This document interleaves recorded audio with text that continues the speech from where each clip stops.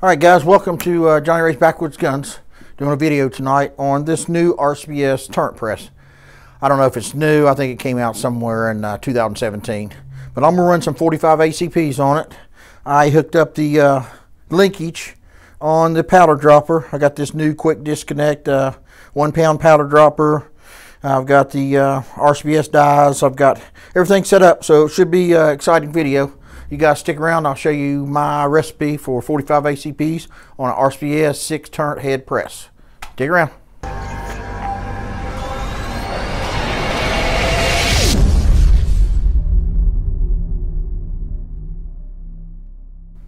Alright guys, I bagged my brass up in bags of 500s. Alright, I'm going to go through 2 of these tonight.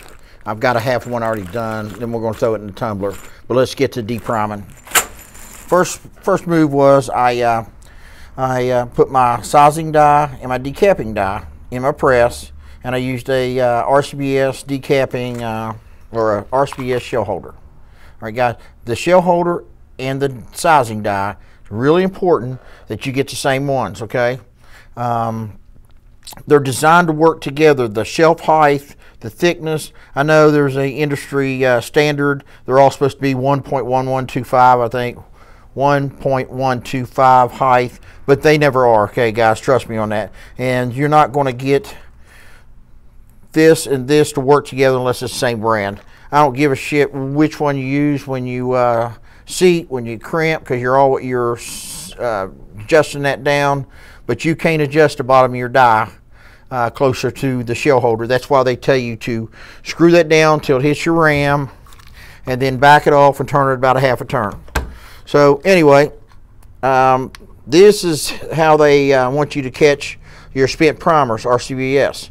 Well, they sent me one of these. Well, I took a hot glue gun, you can tell, and I glued this one together because it kept coming apart. And I called RCBS and they sent me another one. So I end up having to glue both of them together. They hold together pretty good. Now, that's got a spent primer in it. Let's run your ram all the way up. Primer's gone, but that primer pocket is filthy. Take a good look at that primer pocket. It's going to make a, it's going to be important in a little bit. Just drop it in a bucket. Now I'm only going to run 4 or 5 of these on camera, and we'll go from there. But this is real important to get your brass sized right. All right, guys, this is just a linkage bulge buster. You take a Lee factory crimp die, 45 ACP, and they send you this and this. You just screw the take the guts out of your crimp, take the top off, screw this down. This is a catch. Take your deprimed brass. I usually start it, and then I take that plunger and it drives it up. I like using a rock crusher. I used to do this on those Lee little tiny $25 Lee presses, but I like doing it on a solid press because it seems like you get a better size. See, what you're doing is say you got a die here. When you size your brass, it just goes up to the head stamp and back down, up to the head stamp, back down. But with these Lee factory crimps, with these Lee bulge busters, it shoves it up. The next one shoves it up farther. The next one shoves it farther, and so it's actually, you know, running up through a carbide ring through that die. So it's running, instead of just going up and back down, it gets the whole area, surface area of your brass. It just keeps shoving it up, so it sizes it from top to bottom. So anyway, just take another piece, start it, run it all the way up there. I've always started at the bottom of the die and then run it up. And like I said, the heavier your press is, seems like the better you debulge those. You know, this brass gets bulged up because it's been shot in an unsupported barrel. then you try to shoot it in a supported barrel, it just it's got that bulge in it. So this tends to knock all of it out, and you can shoot it in any gun. When your gun won't. A lot of times you go to the range, you'll load your. That's clear, guys. I quit working on loaded guns a long time ago. So anyway, a lot of times you'll put a bulged piece of brass in, your gun will hang out a battery, and you go to slap and it won't go in the battery. That's because your brass is bulged up. So you've got to get, if you shoot Glock and you pick up your brass, you've got to get that bulge out of it. So I'm going to finish decapping all this, debulge all this, and I'll go put it in my tumbler and my wet tumbler, and I'll show you my recipe to get my brass really clean, get my primer pockets really clean. Like I said, those primer pockets are filthy, and I'm not going to do anything but put them in my wet tumbler. All right, I'll see you guys in a few minutes. All right, guys, I'm filling this up with my brass. I've already put my steel pins in there. It's on my brass. It's about that full of brass, about that far full of brass and steel pins.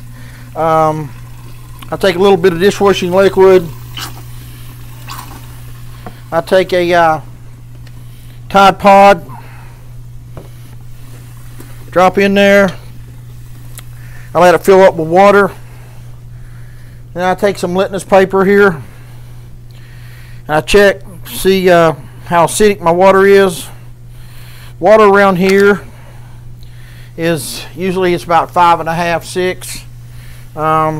As much research as I've done, everybody says you want to get your pH balance to about 3.5. Okay, the way you do that, check it, of course. If you look, that says it's 5.5. Okay, 5.5. You want to get that down to 3.5.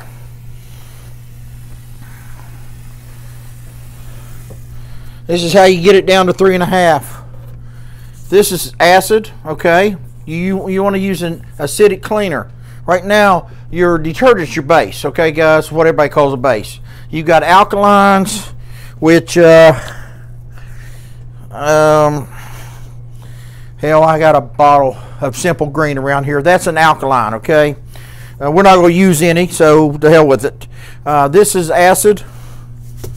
I just put a little bit of that in it, and vinegar. Okay, guys. I put it. They say to use about a cup to gallon of water. So I just take a guess. You could get you an 8-ounce cup and measure it out perfect, but we can probably.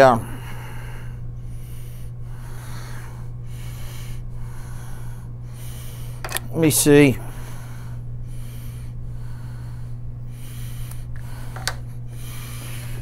I put my brass in, and my steel pins, and my vinegar, and my Tide Pod, and my lemon shine, all in there together. You see the pH now?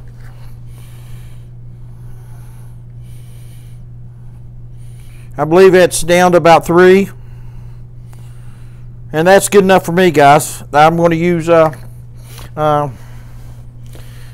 get it clean. I don't know how it works. It just works. All right, guys, I'll put this on my tumbler and my water wet tumbler, and we'll come back and I'll sort it out front. But that's my recipe for cleaning my brass. All right, guys, it's been about 2 hours. I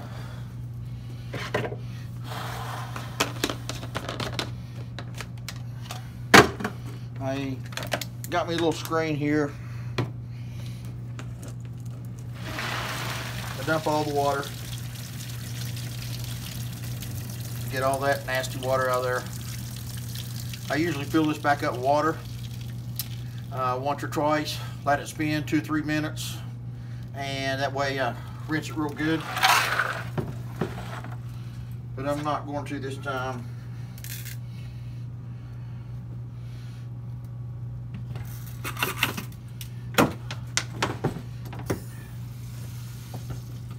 Can you see that? All those soap suds in there? Alright, that's what you want to, rinse those off.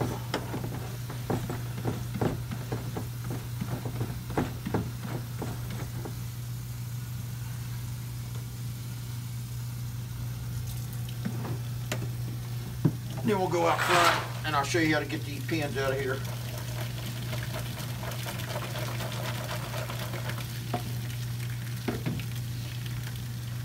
On straight wall cases, these pins come out of the brass real easy. Same thing. I just rinse water in there, rinse it once or twice, get those suds out of there. And then I'll meet you out front and we'll spread this out. And I'll get steel pins out and sort it. See you in a minute.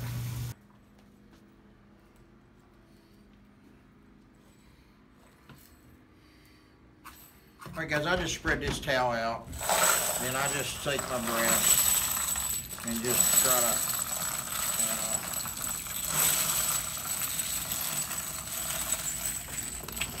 you can see it comes out awesome. Then I just hit it real fast with this magnet and get the top steel pins out. Just dump them back in here. A lot of guys say after these steel pins wash your brass for a while, they get dirty also. So run some simple green, some real high alkaline degreaser, cleaner. Simple green's great. Run it for like 30 minutes, 40 minutes, that, a little bit of water, maybe a 1-to-1 concentration, and it'll clean your pins, and then drain your pins, rinse your pins, and then your pins are good for another 3-4 weeks. I don't know, I've only cleaned my pins once, so it didn't look very dirty, but what the hell. So what I'll do is, you notice I've got probably 1,000 pieces of brass here, maybe 1,500. I'll tray up as I'm knocking the pins out of it. And all I do is pretty simple. Just pick up a couple, pound it, and they all those pins just fall out. What the problem is bottleneck cases. They want to stay up in your bottleneck cases, but these straight wall cases aren't bad at all. And I'll just go through all these, and I'll fill up 2 or 3 of these trays for my dryer, and I'll dry them about 15-20 minutes. If you dry them for 30 to 60 to 90 minutes, it seems like they get a smoky color on them, and they get a dark, they just don't shine like this. And if you want this shine, I would just shine them, dry them for 15-20 minutes, then let them sit in your dryer all night long. Come back the next day and check them. I'm sure they'll be dry, but if they're not, you can dry them for another 10-15 minutes, or you can just take your air compressor and blow them out. But I've never had any problem with them. 15-20 minutes in the dryer, turn the dryer off, and just let them sit for a couple hours, and that'll do it. All right, guys, I'll get these cleaned out, and I'll put them in the dryer, and then we'll come back when I'm getting them out of the dryer. Just stick around.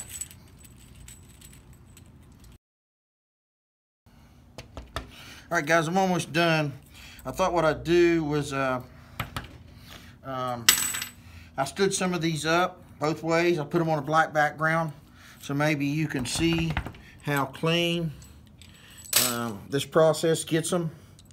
I'm telling you, those primer pockets, I haven't touched them yet with any kind of primer pocket brush, deburr, a primer pocket uniformer, nothing, okay? Those are just right out of the water. These steel pins, Tide Pods, Tide dishwashing liquid, and a little bit of vinegar, a little bit of lemon shine. You can get your pH balance right on that water. You know, your lemon shine and your vinegar is just an acid, okay, and it's going to lower your pH balance.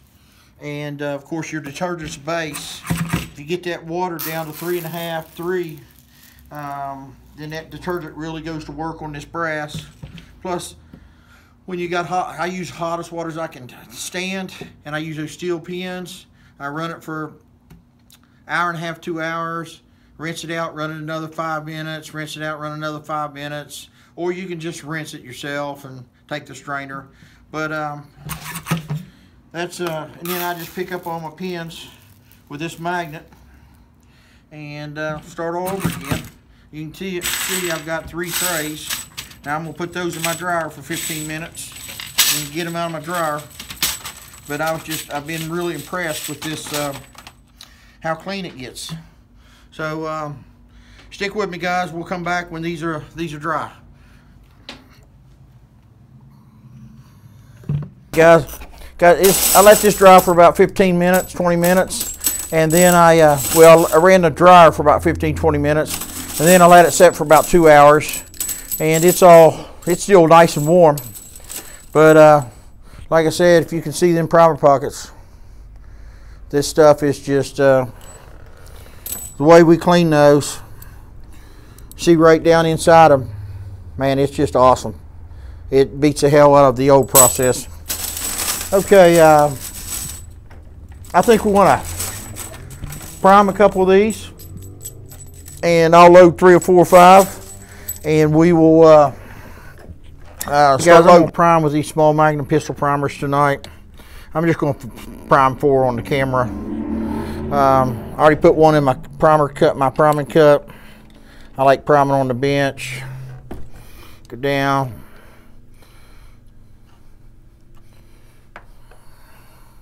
Same process again.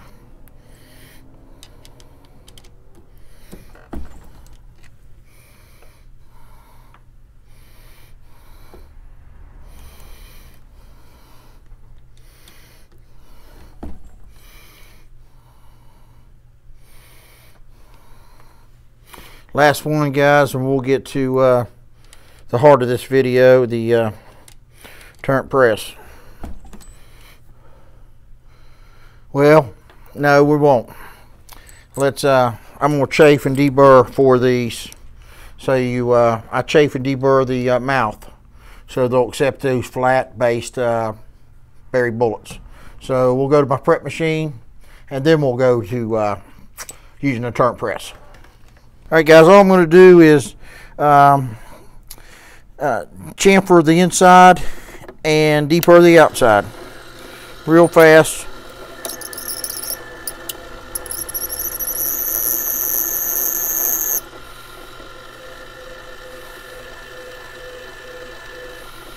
Now that's ready to take a flat base bullet.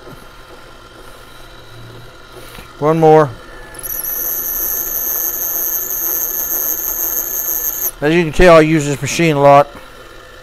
This is a good RCBS machine. I'm telling you guys, you can't beat this RCBS equipment.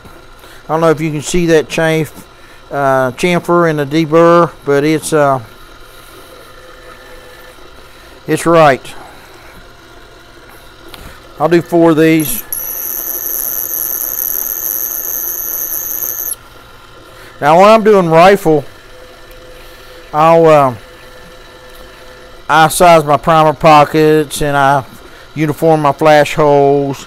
But pistol, when I'm just fixing plinking ammo for the range, my primer pockets, that water tumbler gets my primer pocket so clean that I don't really mess with my primer pocket very much.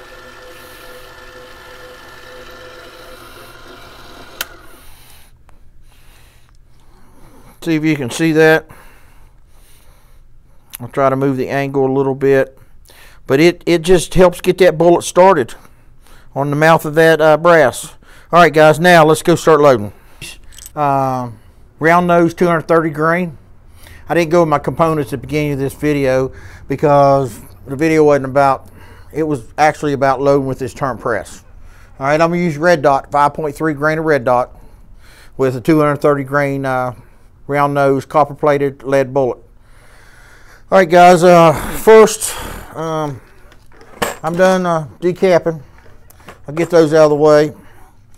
Now I set this up, my first die, and I didn't want to get stuff mixed up because when you get in a rhythm, it's easy to get your dies mixed up, and different people use this press. So I put step number 1 for a 45 is your flare. Okay. Step number 2 with a 45, I put the RCBS linkage on here on my 1 pound quick disconnect Uniflow powder charger. Okay, the linkage works perfect. The spring's real nice and taut. This Uniflow is always real accurate. I set it at 5.3 and we'll check it after we throw a couple, make sure we're at 5.3. Usually these are within a tenth, so 5.2, 5.3, 5.4 is great, but I set it for 5.3. So then my third step will be to seat the bullet, and then my fourth step would be to crimp it. I put a Lee factory crimp in here. Okay, guys, so let's run this one time, see what happens. Piece of brass, it's already primed. Run it up, flare it. Drop my bullet down, move, oh, nope. Powder my bullet. And you can see there's powder in it. Go to step 3, seat my bullet. And before I crimp, I'm going to check my length. I'm shooting for 1218, 1219. I know 1911s really like the 1220, so I try to stay right under 20, 1.220. So I like a 1217, 1218, 1219, right in there. That's good. Put the crimp on it. And I'll even take this chamber checker and drop it in. 45 ACP. And it's good. Go to my next one. Go back to die number 1. Flare it. Die number 2. Throw the powder. Die number 3. Seat the bullet. Die number 4. Crimp the bullet. Let's check another one. 1217. Let's check the, make sure the case got sized good. 45 ACP.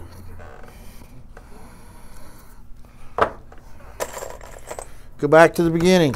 Now guys, when you find your rhythm with this, it doesn't take long at all to, I can throw out about 200, 250 an hour with this.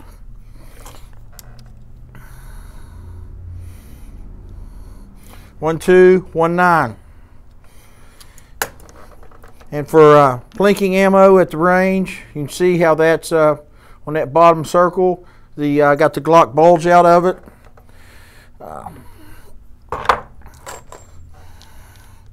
You can see how this will, I'll tell you what, come over here, look at my scale. It's zeroed with 1 piece of brass on it. All right. Throw powder in it.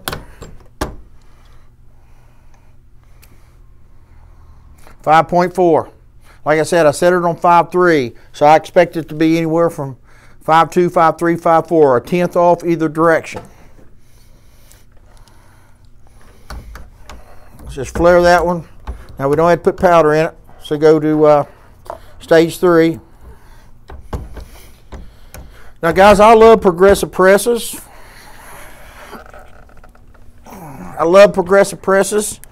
But I think 1217. I think for quality control,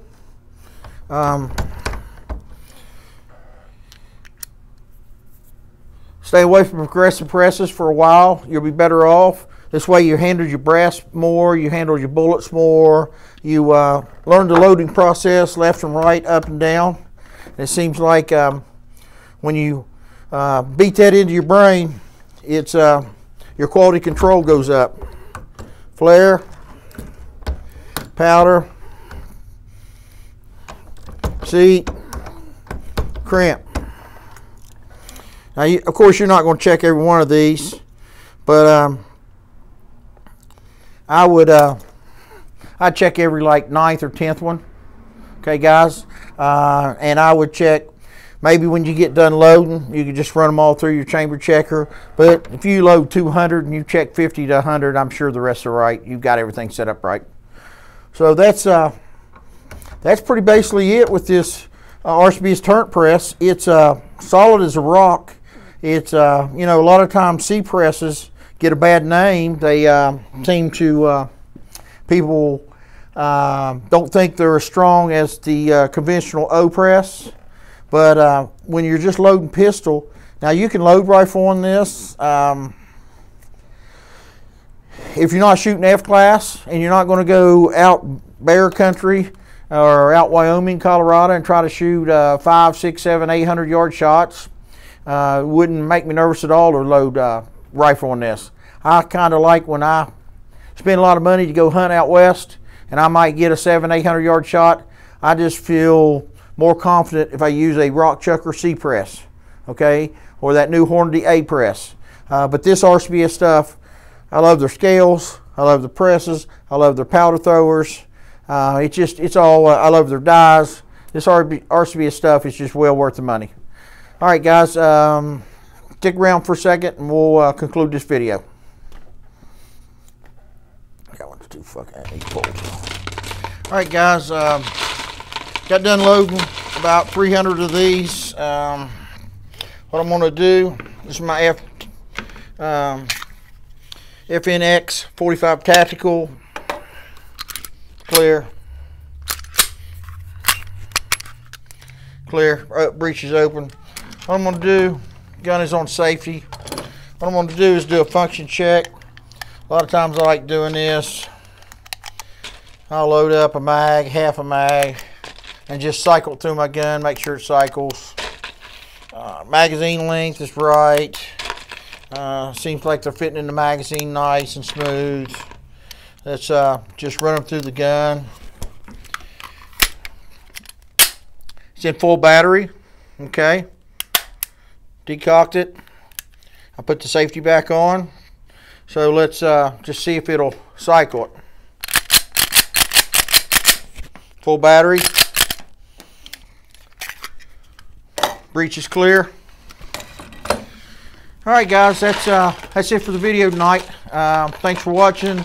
Anybody thinking about getting an RCBS turret press with the optional linkage and powder dropper, I encourage you. It's an awesome tool. It's hell, it's just it does everything as promised. It makes the ammo flawless. I've had this for about 2 months.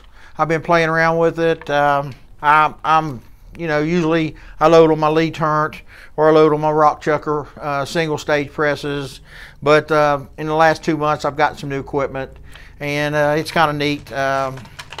But I can't, I'm more and more impressed every day with this RCBS stuff. Well, guys, stick around. Remember to subscribe, like, share, leave me a comment. I'll try to get back to your, I'll try to answer your questions. Like I said, I'm no actor, director, producer, filmmaker. I'm just an old redneck from West Virginia that knows a little bit about loading ammo. I like to share my knowledge. Sometimes I get stuff wrong. Sometimes I'm not, you know, I make mistakes like everyone else, but I try to learn from my mistakes and be a better reloader. So I encourage all of you to leave me comments. Thanks for watching and subscribing and all that good stuff, and I'll see you next time.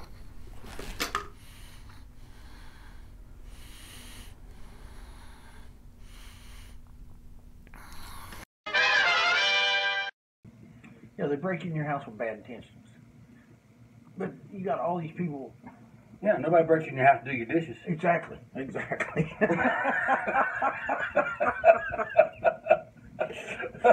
You know, I just thought I'd stop by and do your dishes. Yeah. Dust a little bit, run your vacuum. There's nothing politically correct about shooting someone. But everybody, you got too many freaking snowflakes. You got too many these buttercups. I don't want to hurt anybody. I don't want to. By God, they're going to hurt you if you let them. You know, when it comes down to it, and you know, I got all the respect in the world for the police department. Hey, if it's me or them, it's them. The police department can't be, use your head, they can't be everywhere at one time. No. So when you call them, they've got to have time to respond.